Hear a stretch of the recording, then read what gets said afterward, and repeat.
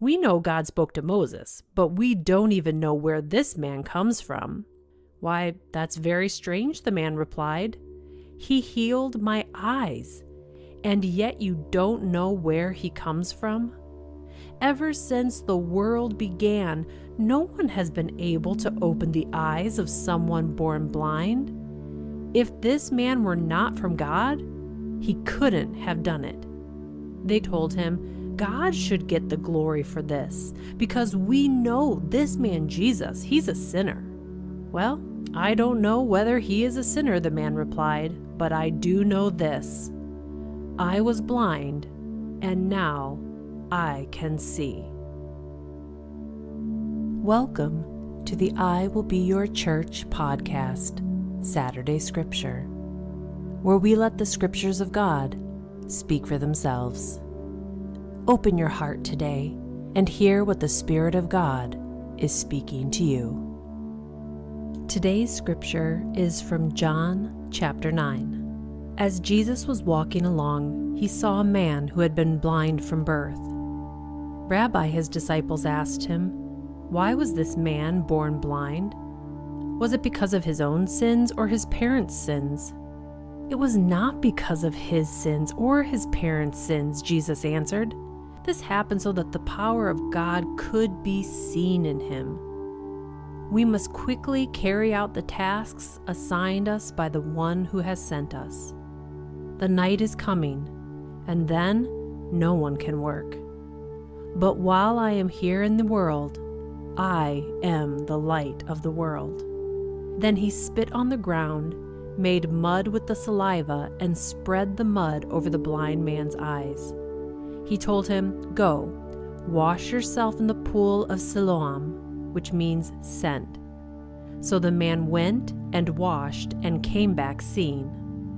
His neighbors and others who knew him as a blind beggar asked each other, "Isn't this the man who used to sit and beg?" Some said he was, and others said, "No, he just looks like him." But the beggar kept saying, Yes, I am the same one." They asked, "Well, who healed you? What happened?" And he told them, "The man they called Jesus made mud and spread it over my eyes and told me, 'Go to the pool of Siloam and wash yourself.' So I went and I washed, and now I can see." "Well, where is he now?" they asked. "I don't know," he replied. Then they took the man who had been blind to the Pharisees, the religious leaders of the temple, because it was on the Sabbath day that Jesus had made the mud and healed them. The Pharisees asked the man all about it, so he told them, "He put the mud over my eyes, and when I washed it away, I could see." Some of the Pharisees said, "This man Jesus is not from God, for he is working on the Sabbath." Others said, "But how could an ordinary sinner do such miraculous signs?" So then there was a deep division of opinion among them all. So the Pharisees again questioned the man who had been blind and demanded, "What's your opinion about this man who healed you?"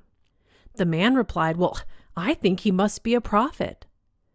The Jewish leaders still refused to believe the man had been blind and could now see. So they called in his parents. They asked them, "Is this your son? Was he born blind? And if so, how can he now see?"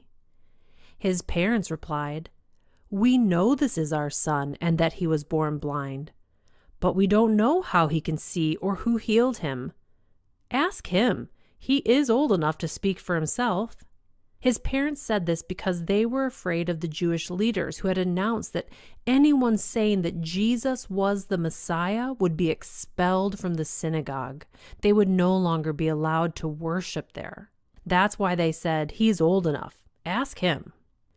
So for the second time, they called in the man who had been blind and told him, "God should get the glory for this, because we know this man Jesus, he's a sinner."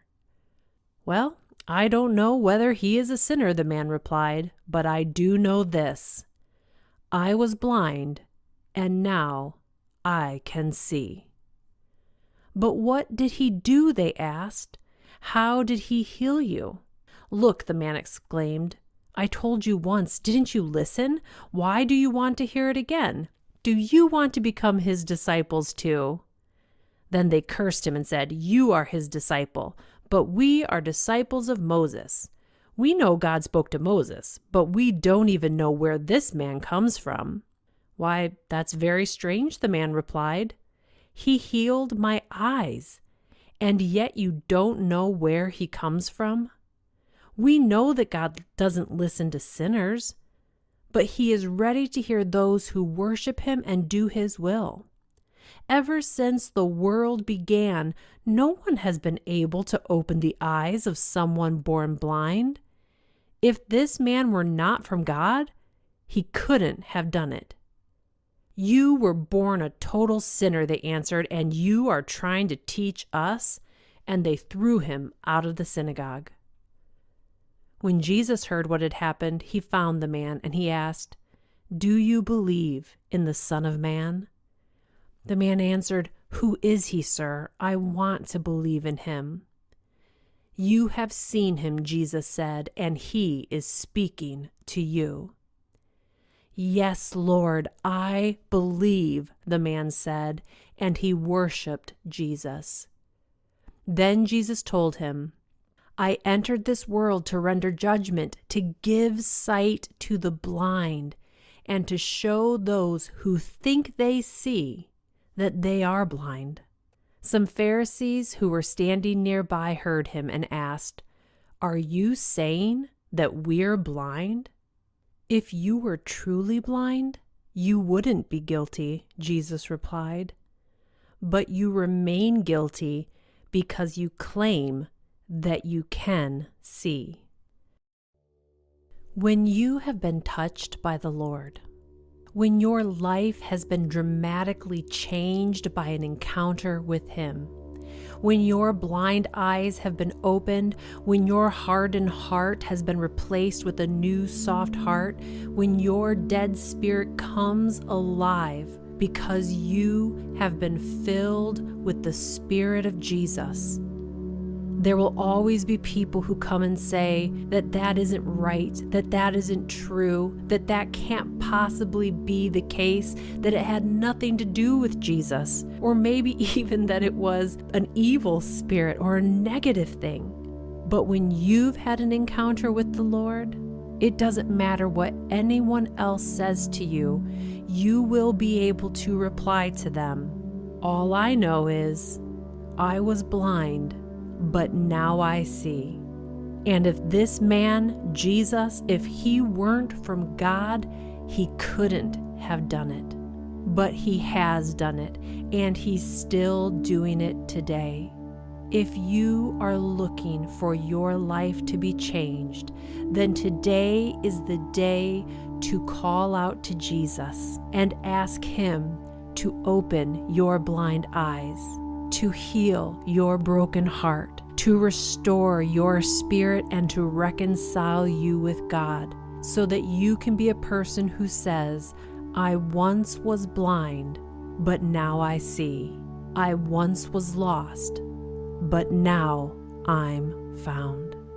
I pray over everyone today who's hearing my voice, that you would have a radical encounter with this man, Jesus, this holy, anointed Messiah, Jesus, that you would see him, that you would know him, and that you would walk with him all the days of your life.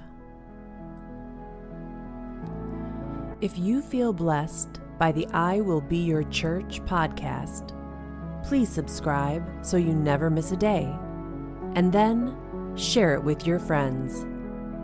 Check out our website, iwillbeyourchurch.com, to learn more about us, check out Ben's blog, connect with us on social media, and become part of this church family movement.